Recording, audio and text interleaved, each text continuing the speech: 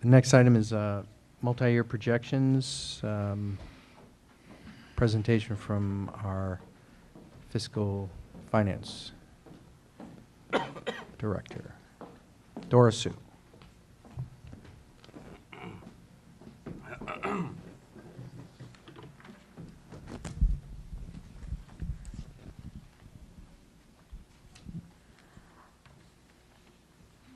Ready? Okay. I'm here tonight to show you two versions of the multi-year projection. The one is said second interim. It's an old one that we presented to you back in the February 2015 for the second interim. On this particular multi-year projection, you will see if we do not do anything, we keep on spending the way that we are doing it right now, you will see in the 16-17, we are not going to make the 4% reserve.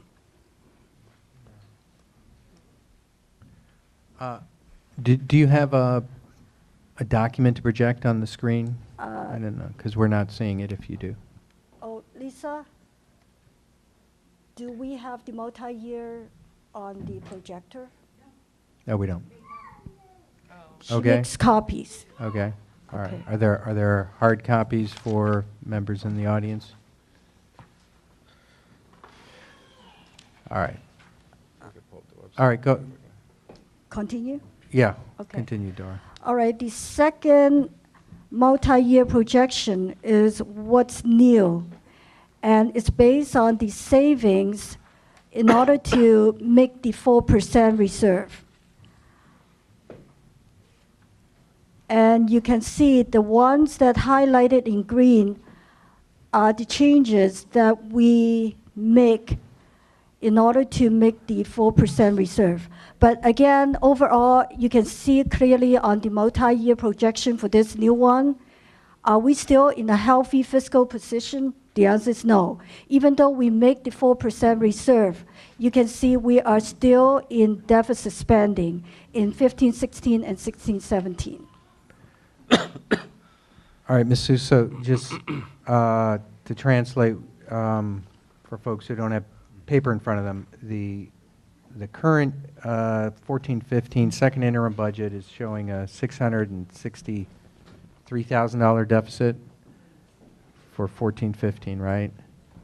Yes. Increasing to $871,000 and then $990,000 if we keep spending at our current levels.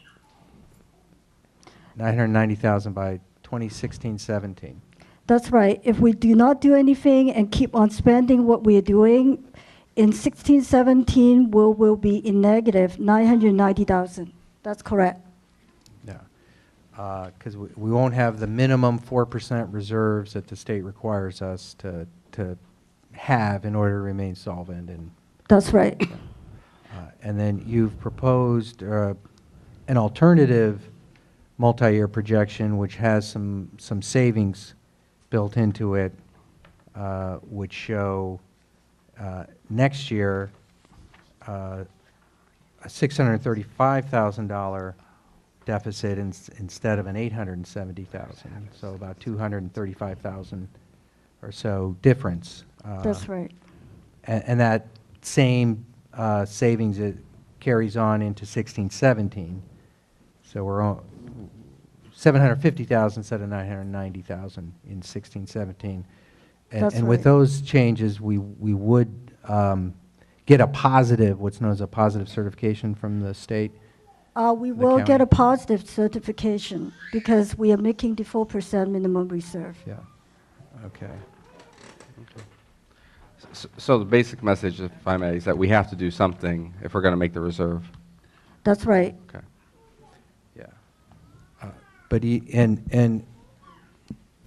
yeah, I mean, these are still pretty large deficits, Yeah. even with these current savings. So we have two options: either we cut more, or we increase revenues by either increasing enrollment and or increasing outside support, whether that's grants, federal, state, private, nonprofit? That's correct. I think our priority really needs to be, which is I think really one of the reasons we're looking at the new ECCL project. We have to increase enrollment, particularly at sixth grade and higher, and so it's imperative for us that we do whatever we can to continue to offer strong programs. At the new facility, we're going to be offering new technology and a lot of and the benefit of having that site with the city. So, but really, a lot of it does come down to enrollment for us, as well as you said, seeking out additional outside funding and grants. We have a long history of grants in the school district in previous years that have not continued in recent years, and we did hold on to staff. I know we made decisions over the years to keep staff, and that has impacted the general fund over the years. So, and I know the economy was south for the last couple of years, so that didn't help, because I don't believe corporate America felt like giving as much to school districts and systems. So it is also imperative for us to seek additional grant funding as well. And then another point. Yeah.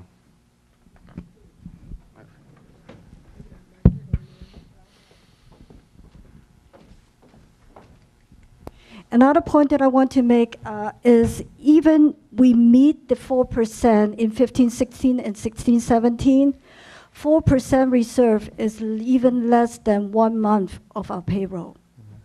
So even for the 4%, in my eyes, they should be increased, even to close to 10%.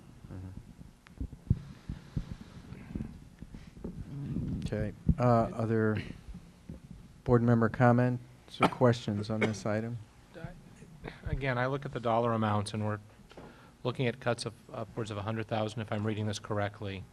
But it brings me back to my earlier point. We need to stop spending money on things that don't impact the classroom, things like Townsend Public Associates. I remember sitting up here, I don't know, 8 or 9 months ago, and we were chasing outside monies, and we spent $15,000 to look into setting up a shell corporation. And I want to be very clear. At that time, I spoke out against that, and this is the reason why: is we operate on very thin margins, and it's really critical that every dime matters. And so when I stand up here or sit up here sometimes and say, hey, don't go to DC, don't do this. This is the reason why. We don't have any extra funds for things, and if we're chasing dollars, there's no grants. It's increasing enrollment. It's providing a quality education. That's how we're going to balance the budget. We've cut as much as we can. So when I say, oh, we shouldn't have Townsend, this is why. So, and I'm sorry to make people wait.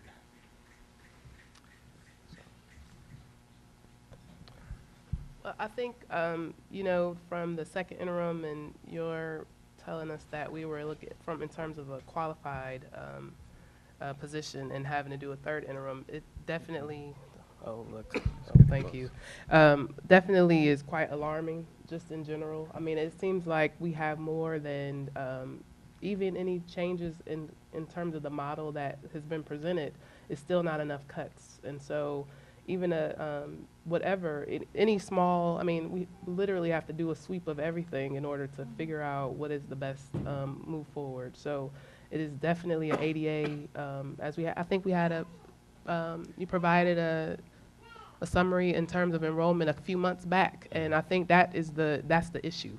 It's the issue, and it's a K-12 issue. So I think we have to, as Member Pats mentioned, in terms of the quality of the educational program, definitely is that, but it's also trying to galvanize all of our resources in general, but it all comes back to the fact that we did have a number of grants that were funded from different organizations that are no longer here, and we did decide to keep the staff, hoping that would money would come out of somewhere. I don't know what the thinking was at the time, but the reality is that we do have these sharp pains, and from the picture that you provide, we're looking at insolvency not this coming school year, but the next school year, and that means that the county is looking at us.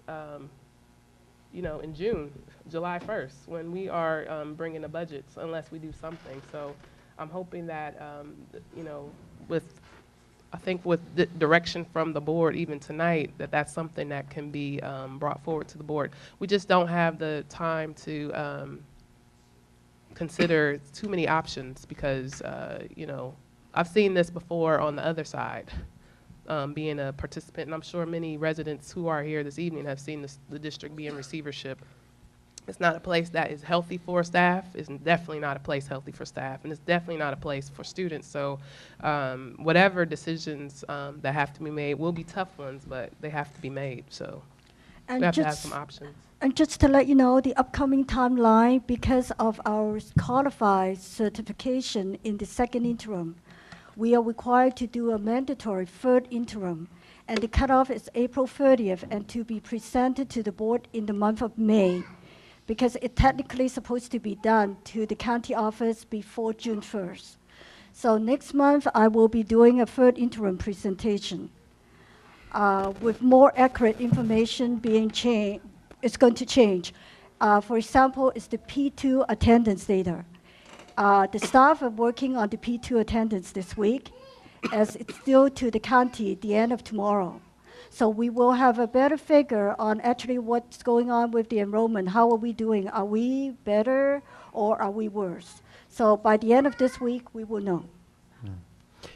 And just to clarify for folks, a third interim, you mean we have to do a third budget, as it were, proposed budget. That's right. And that's what we need to get those figures right, and we have to do that by June 1st, is what you're saying. That's right. Based on actuals through April 30th. April 30th, Okay. yes, yes. All right. Member- And next month, we will be working on the next year school budget, because again, the LCAP budget, the next school adopted budget, all supposed to be done before July 1st.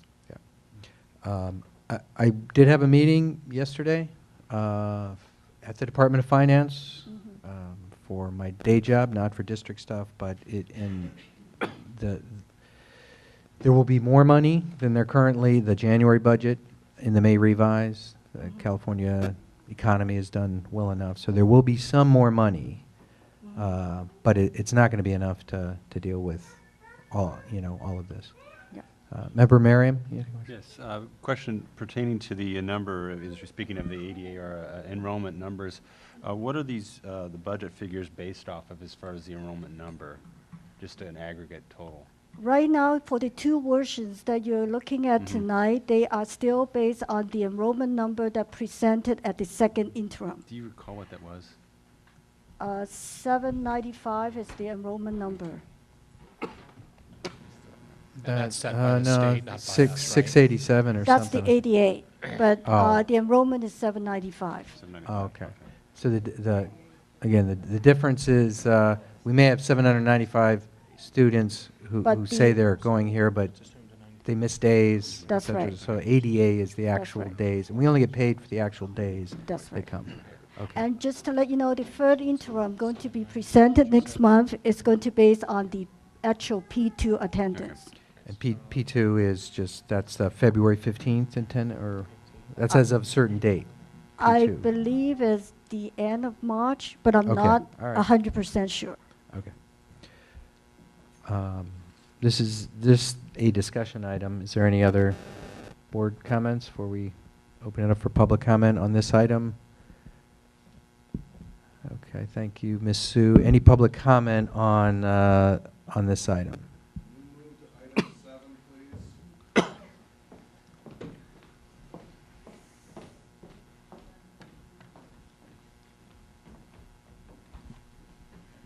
Hi, thank you, President Affelt, members of the board. My name is Brian Carver. I appreciated Board Member Merriam's question because I had the same one to understand what the enrollment numbers are that this was based on, because I think it's become clear through the conversation that the school districts get paid based on the number of students that are enrolled, and it even comes down to number of days attended, right? And I think we've received phone calls in the past reminding us to be on time to school because there's a financial impact for the school for this. So maybe that's now clear to everyone here. But what's also stands out to me, right, about this projection is that if it is based on an enrollment number of nearly 800, That's what we've designed ECCL to hold at a maximum capacity. And so this projected budget is one that says if you only have a district that enrolls the maximum that the ECCL can hold, then you have a district that will be $1 million in the hole. Right? It is not financially feasible to only enroll 800 students in this district, at least with current spending. Sure, you can make lots of cuts, but I don't know anybody here who wants to see more cuts to the programs in our district. Everybody here probably wants more things and more programs. And so we're going to have more opportunity to talk about this later, but I think Mr. Affelt was right in saying that this item informs the subsequent items. It shows that actually the imperative nature of the resolution before you tonight, because you just financially cannot run a district with only 800 students. Thanks.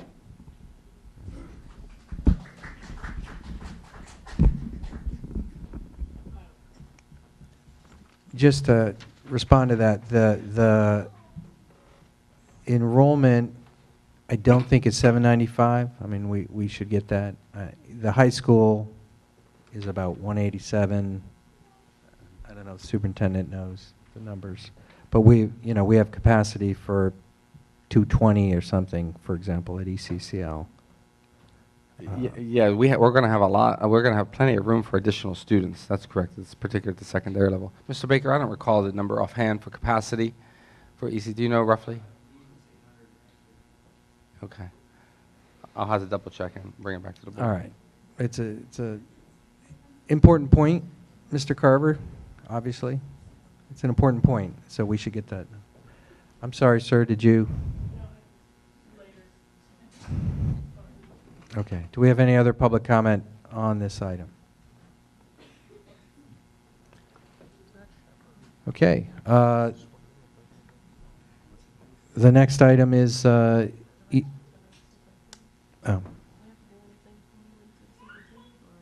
direction-wise? Yeah, in terms of bringing us some options. I think he's exploring options.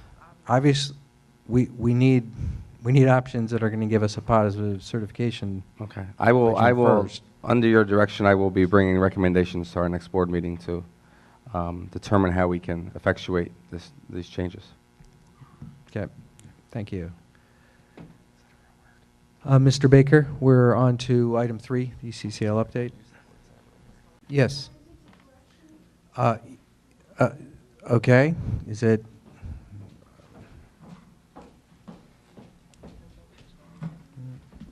I just want to make a correction. Earlier, I kind of mentioned enrollment for this year is 795. Actually, the number should be 695. And the ADA is 646. Okay. All right, thank you. Yeah. All right. That sounds right.